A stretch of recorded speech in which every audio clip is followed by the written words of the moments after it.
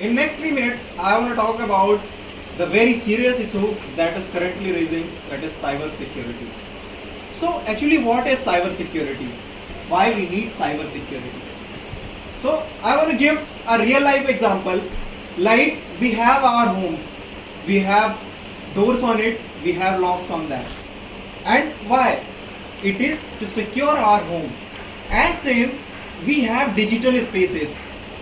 And in India, there are 90 million users currently who are using internet. So it's now responsibility as well as the current important point to be noticed at the current time to secure our internet space. So that is the cyber security that plays role, like if crime happens, so where to go?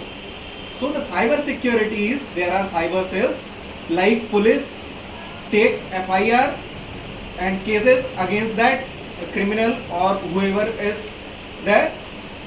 As same, the cyber security cyber force are also there. They register crimes of cyber crimes and they proceed their procedure on that. In India, earlier we don't have any such laws for that, but in 2022 we get our IT laws, and in that we have a provision for the cyber frauds, cyber security and all these things. What currently, as we see in the banking sector, the India is booming with its UPI, and we are seeing every country is going to take our UPI and use in their banking systems.